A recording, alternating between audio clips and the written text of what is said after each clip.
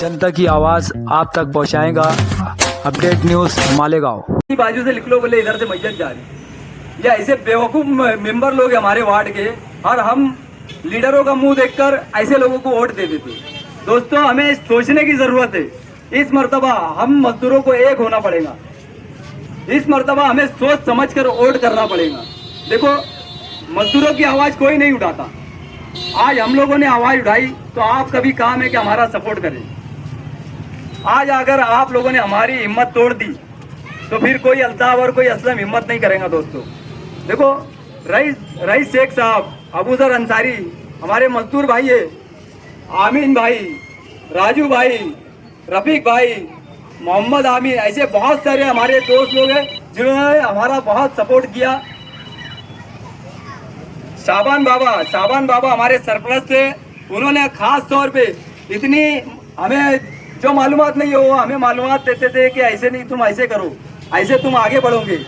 उन्होंने हमें बहुत सपोर्ट किया। मैं उनका शुक्रिया अदा करता हूँ शाबान बाबा का कि उन्होंने हर वक्त हमारी रहनुमाई की। दोस्तों, मालेगांव शहर में आप तारीख उठाकर देख लो, नहीं तो मैं चैलेंज के साथ बोलता हूँ, मालेगांव शहर के जितने भी कारपोरेटर है या उनकी तारीख उठाकर देख लो, उन्होंने कभी मजदूरों के ताल्लुक से एक लफ्ज भी बोला होगा तो बताना। कुछ तो मेंबर ऐसे भी है जिनको यादी तक नहीं समझती, अपने वार्ड में कितनी यादी रहती, किसकी वोट कहाँ पर, ये भी नहीं समझता, बस रुपये पैसे पे इलेक्शन लड़ते। खास तौर पे हमारे वो वर्कर लोग जो बेचारे 5 साल मेहनत करते, गली गली घूमकर वोट निकालते, उनके लिए भी ये लोग ने कुछ किया होगा तो बताना। उनके आसपास जो चम्मच घूमते, आसपास 8-10 लड़कों को, 8-10 आदमी लोग को घुमाते हैं, बाहर गाँव घुमाएंगे, होटलों में खिला देंगे और बोलेंगे बोल ये मेंबर बहुत अच्छा है, ये मेंबर बहुत अच्छा है।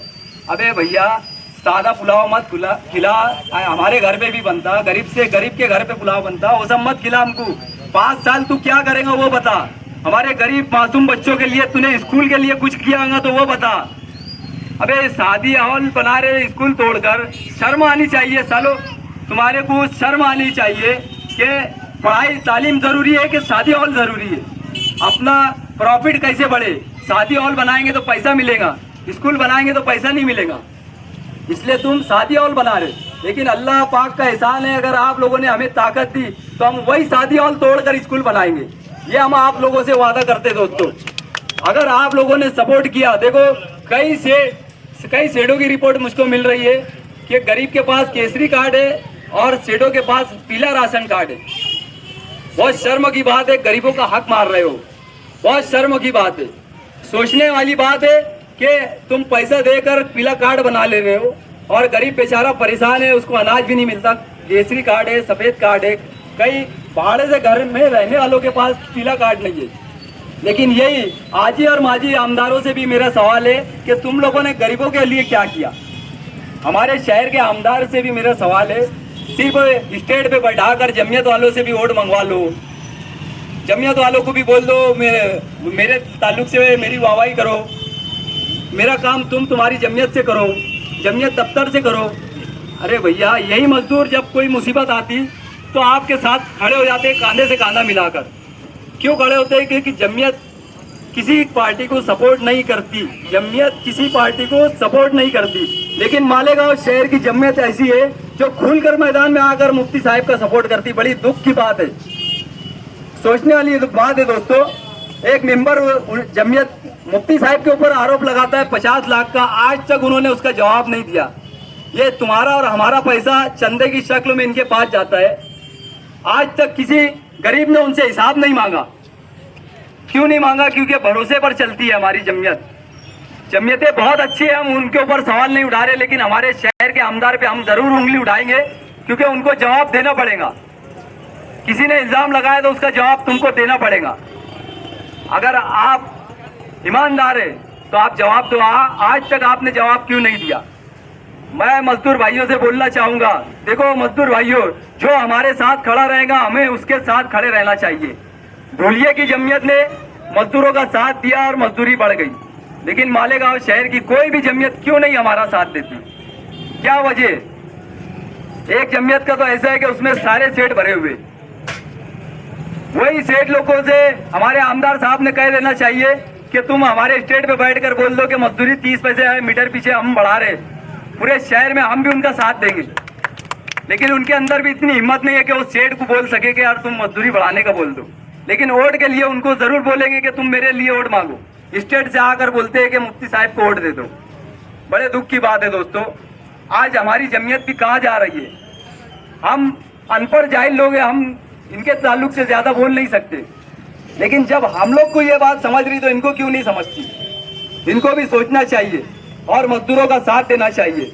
जब तक आप लोग मजदूरों का साथ नहीं देंगे, देखो आने वाला वक्त फिर ऐसा रहेगा कि आप लोगों के भी साथ हम नहीं खड़े रहेंगे। मैं एकदम साफ लफ्जों में बोल रहा हूँ, अगर मजदूर भाइयों ये हमारा साथ नहीं देते तो ये ऐसी जमीयत हमारे क्या काम की, जो मजदूरों के बुरे वक्त में खड़े नहीं होंगी।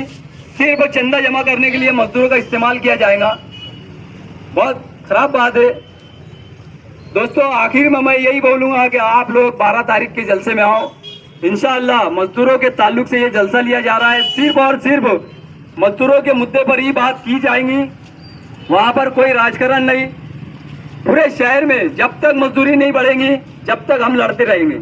हम आप सिर्फ मजदूरों की बात करो, सेठों से भी बात करो।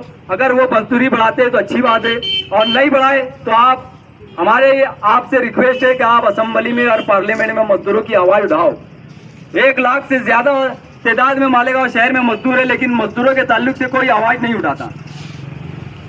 मजदूरों को किमान वेतन के हिसाब से मजदूरी मिलनी चाहिए। मजदूरों को भी गवर्नमेंट की सहूलत मिलना चाहिए। मालेगांव शहर के मजदूर महरूम है गवर्नमेंट की सहूलतों से। श्रम कार्ड बनाओ, ये बनाओ, सब बनाकर हमारे शहर के मजदूर बैठ चुके, लेकिन फिर भी कोई सहूलत नहीं मिलती। हमारी गवर्नमेंट से भी, महाराष्ट्र सरकार से भी डिमांड है कि मालेगांव शहर के मजदूरों को भी सरकारी सहूलतें मिलनी चाहिए। और बहुत सारी बातें हमें जलसे में बताएंगे दोस्तों, आप लोगों को जलसे में आना रहेगा। देखो ये जलसा तुम्हारा और हमारा है, किसी लीडर का जलसा नहीं है।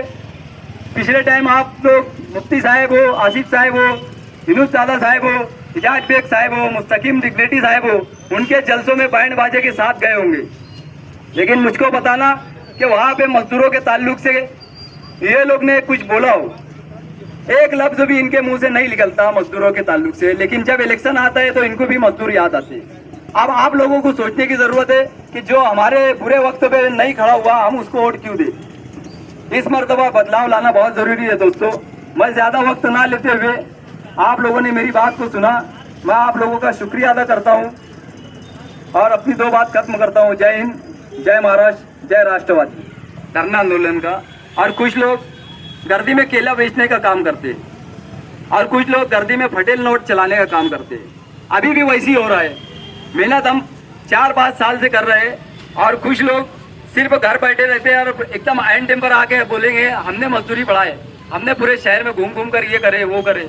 तो ये मजदूरों को सोचना चाहिए कि कौन रोड पर आकर एकदम खुल्लम खुल्ला सेठों के खिलाफ बोल रहा है, कौन लड़ रहा है। ये मजदूरों को देखना चाहिए, सोचना चाहिए। गर्दी में केले बेचने वाले भी बहुत लोग आएंगे। पता याद रखिए दोस्तों, 12 नवंबर शाम में 6 बजे से 10 बजे तक गांधीनगर चौक में ये जलसा होगा। आप लोग जरूर आए और अपने दोस्तों को भी लाए।